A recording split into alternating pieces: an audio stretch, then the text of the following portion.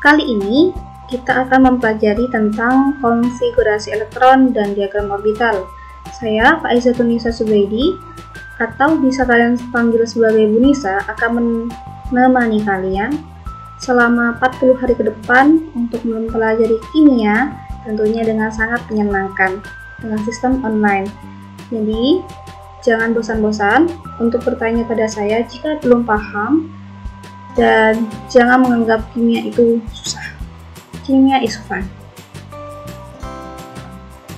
Sebelumnya, kita akan mempelajari tentang tabel sistem produk unsur atau tabel SPU. Kenapa sih kita harus mempelajari ini? Nah, ternyata dalam tabel SPU sudah terdapat konfigurasi elektron, di mana bisa membantu kita untuk mengetahui konfigurasi elektron dari suatu atom. Tapi tentunya kita tidak bisa menghafal seluruhnya, makanya kita mempelajari bagaimana bentuk konfigurasi elektron jika tanpa bantuan tabel SPU.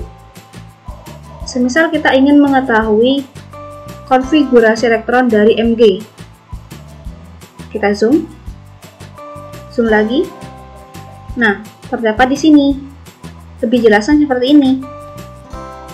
Karena Mg nomor atomnya 12, maka konfigurasi elektronnya adalah neon 3s2, di mana neon ini mempunyai konfigurasi elektron 1s2, 2s2, 2p6. Jadi Mg ini punya konfigurasi elektron lengkap 1s2, 2s2, 2p6, dan 3s2. Lalu, bagaimana diagram orbitalnya? Diagram orbitalnya kita lihat di kulit terakhir atau bisa keseluruhan. Jika kulit terakhir akan berbentuk seperti ini. Sebelumnya, untuk menentukan konfigurasi elektron, kita harus mempelajari kulit dan jumlah elektron maksimum. Jadi, menurut Niels Bohr, elektron itu mengiringi suatu lintasan. Lintasannya disebut dengan kulit atom atau tingkat energi, di mana yang paling dekat dengan inti atom seperti ini itu ada kulit K, selanjutnya kulit L, M, dan seterusnya. Nah, di sini kulit K itu hanya mampu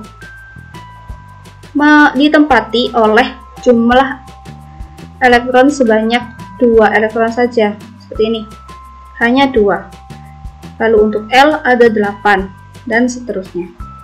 Nah, untuk itu kita bisa menentukan jumlah elektron yang terdapat dalam konfigurasi dengan bantuan pengetahuan dari kulit atom ini.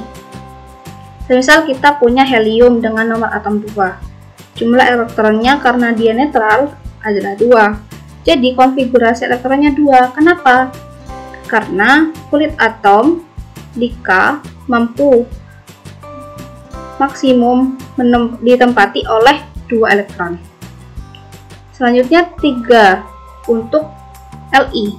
Jadi nomor atom 3 itu Li, jumlah elektronnya ada 3. Nah, konfigurasi elektronnya jadi 21 karena K itu hanya mampu diisi oleh 2 elektron.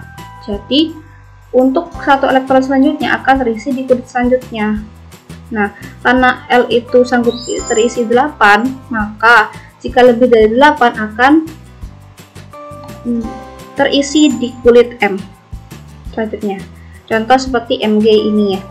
Jadi konfigurasi elektron yang terdapat dalam setiap orbitalnya atau setiap tingkatan energinya, setiap kulitnya adalah 282 berjumlah 12 elektron. 2 di kulit K, 8 di kulit L, dan 2 di kulit M. Selanjutnya seperti itu.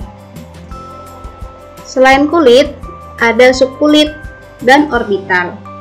Untuk subkulit terdapat subkulit S, P, D, dan F untuk menentukan konfigurasi elektron, di mana subkulit S itu jumlah elektron maksimum yang terdapat dalam subkulit S ada 2. Untuk P6 elektron, D10, F itu 14. Di mana jumlah orbitalnya separuh dari jumlah elektron. Misal Kalau maksimumnya 2 elektron, berarti orbitalnya cukup 1. Jika 6, cukup 3. Contoh, yang dikatakan sebagai orbital itu seperti ini. Nah, ini konfigurasi elektronnya. Semisal kita punya neon ya, nomor atomnya 10. Nah, konfigurasi elektronnya ada helium, 2s2, 2p6.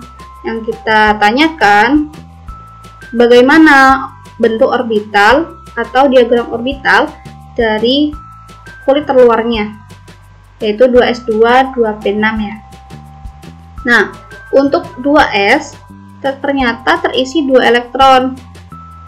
Karena S hanya cukup 1 orbital, diagram orbital seperti ini, maka 2s2 bisa dilambangkan diagram orbital seperti ini. Tanda panahnya atas bawah menandakan terisi 2 saja. Nah, untuk P itu punya 3 diagram orbital 1, 2, 3. Ternyata terdapat 6 elektron, berarti maksimum, berarti terisi semua seperti ini. Untuk menentukan konfigurasi elektron tidak cukup hanya belajar itu, kita harus memenuhi 3 aturan yang biasanya harus dicapai untuk menentukan konfigurasi elektron dan diagram orbital.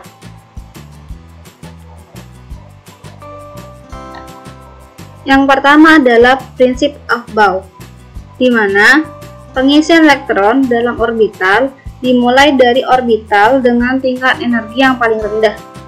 Setelah penuh, pengisian berlanjut ke orbital dengan tingkat energi 1 tingkat lebih tinggi.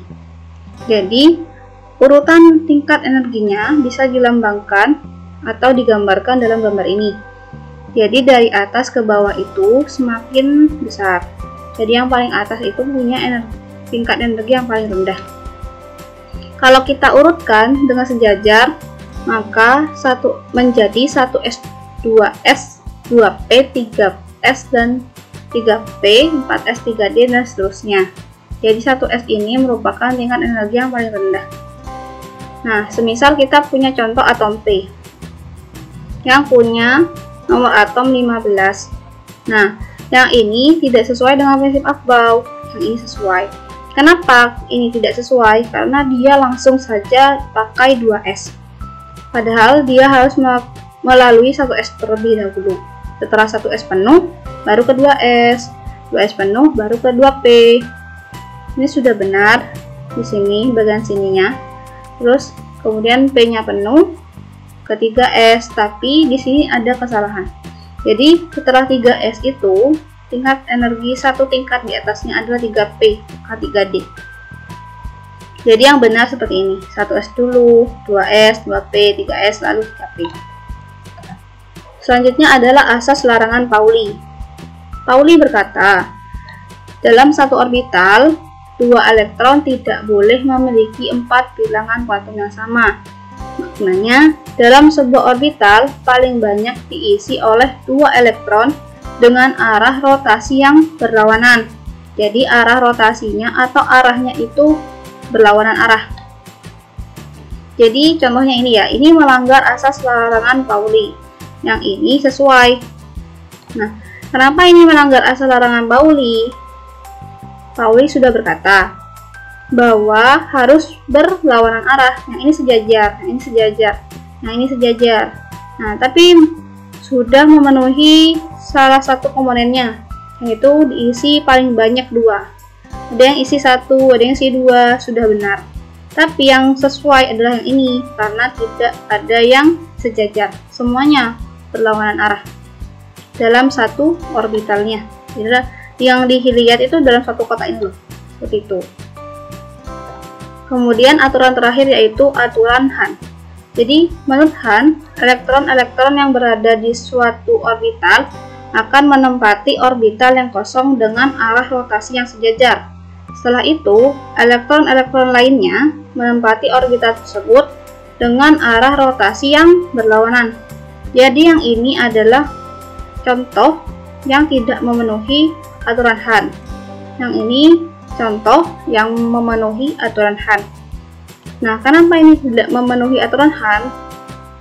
Hahn berkata harus diisi yang kosong dulu, tapi semuanya searah, sejajar.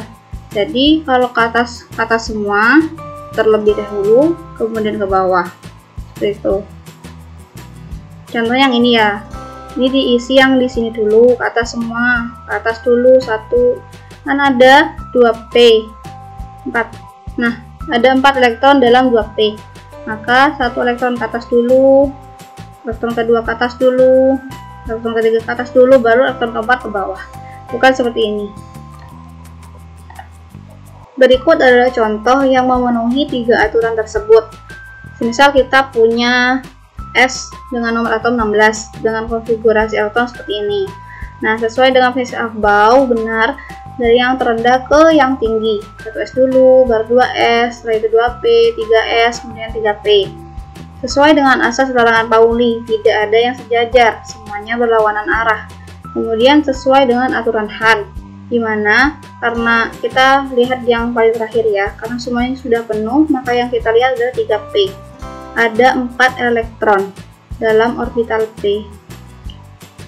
Nah, dalam diagram orbital P, yang terisi itu yang ke atas dulu, yang terisi yang kosong dulu, baru setelah yang kosong sudah terisi semua, yang keempat akan mengisi dengan lawanan arah di orbital yang pertama.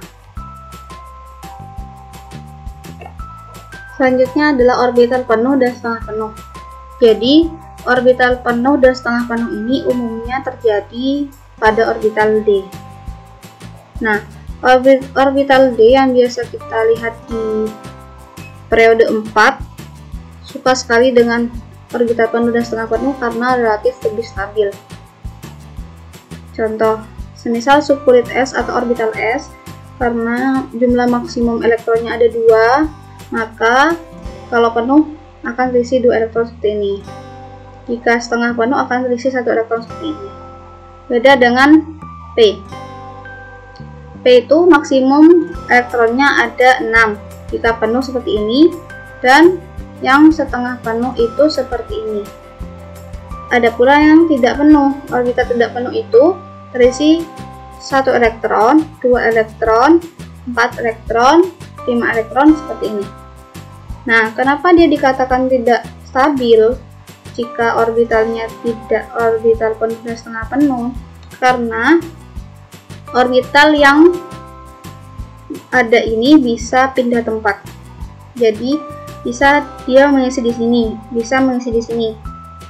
Yang ini karena orbital ke atasnya semua sudah penuh, maka tidak bisa berpindah-pindah, tapi orbital atau elektron yang ke bawah ini dia punya tempat kosong di sini, dia bisa pindah ke sini. Yang ini juga bisa pindah ke sini. Beda dengan yang penuh dan setengah penuh. Yang ini karena sudah yang ke atas semua sudah terisi penuh, maka tidak bisa pindah-pindah seperti itu. Yang penuh juga seperti itu. Contoh saja konfigurasi elektron penuh dan setengah penuh. Contoh adalah krom ya. Krom punya nomor atom 24. Kalau kita memenuhi aturan Aufbau, yang terisi itu yang dari yang tingkat energinya lebih rendah ke tingkat energi yang lebih tinggi, seharusnya konfigurasi elektronnya itu 4s2, 3d4. Tapi kalau kita lihat dari diagram orbitalnya itu hanya 4s2 yang penuh, yang 3d4 itu tidak penuh atau tidak setengah penuh. Jadi punya satu sumber penstabilan, yaitu 4s2.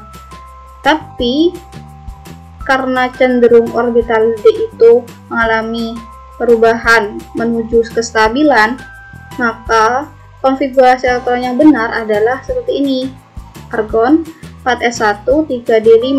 Memang tidak mengikuti arah atau aturan Aufbau, tapi dalam kenyataannya memang seperti ini karena orbital D cenderung mencari yang lebih stabil. Kalau dia berbentuknya 4s1, 3d5, maka 4s1 menjadi setengah penuh, 3d5 menjadi setengah penuh. Jadi punya 2 sumber kestabilan, sedangkan yang ini 1 sumber kestabilan. Jadi yang lebih stabil yang memiliki 2 sumber kestabilan. Selanjutnya kita akan mempelajari penyingkatan. Contoh, kita punya kalium nomor atom 19 punya konfigurasi elektron 1s2, 2s2, 2p6, 3s2, 3p6, 4s1. Tidak terlalu panjang, tidak terlalu pendek untuk ditulis. Tapi semisal kita ditanya berapa konfigurasi elektron dari Hg atau raksa dengan nomor atom 80, tentu saja sangat panjang. Jadi untuk menulisnya kita bisa dibantu oleh penyingkatan. Penyingkatan dibantu oleh unsur gas mulia. Sering kita temui kan, ada helium, argon, neon, kripton dalam konfigurasi elektron. Karena apa? Helium itu melambangkan 1s2, neon itu melambangkan konfigurasi elektron berikut. Jadi semisal kita kembali ke awal, yaitu kalium nomor atom 19, bagaimana konfigurasi elektronnya? Kalau disingkat akan menjadi seperti ini. Kenapa seperti ini? Karena nomor atom kalium adalah 19, yaitu antara argon dan kripton. Berarti kita ambil yang paling rendah, yaitu argon. Argon 18, berarti tinggal satu elektron, yaitu 4s1. Jadi karena argon melambangkan 1s2 sampai 3p6, maka 1s2 sampai 3p6 dilambangkan argon, sisanya 4s1, seperti itu. Selanjutnya kita akan mempelajari konfigurasi elektron ion. Ternyata ion juga punya konfigurasi elektron. Semisal yang tanya konfigurasi elektron dari ion Na. Nah, kita harus tahu konfigurasi elektron dari Na. Konfigurasi elektron dari Na adalah 1s2, 2s2, 2p6, 3s1. Nah, karena Na plus ini dari Na yang melepas satu elektron pada kulit luarnya untuk menjadi Na+, maka satu elektronnya dilepas. Jadi 3s1 itu kan melambangkan ada satu elektron di dalam orbital 3s. Jadi 3s1 ini tidak ada, dilepas menjadi 1s2, 2s2, 2p6. Beda halnya dengan klorin. Nah, klor punya konfigurasi elektron seperti ini: 1s2, 2s2, 2p6, 3s2, 3p5. Nah, kalau Cl-, dia akan mempunyai konfigurasi elektron 1s2, 2s2, 2p6, 3s2, tapi 3p6. Kenapa? Karena klorin Cl menerima satu elektron pada kulit luarnya. Jadi untuk merubah Cl ini menjadi Cl-, dia harus menerima satu elektron. Jadi yang berawal dari 5 menjadi 6. Nah, sekian penjelasan dari saya tentang konfigurasi elektron dan diagram orbital. Semoga pembelajaran kali ini dapat bermanfaat dan dapat mudah dipahami oleh anak-anak sekalian. Jangan lupa untuk memperdalam ilmu ini dan jangan lupa untuk mempelajarinya. Sekian, wassalamualaikum warahmatullahi wabarakatuh.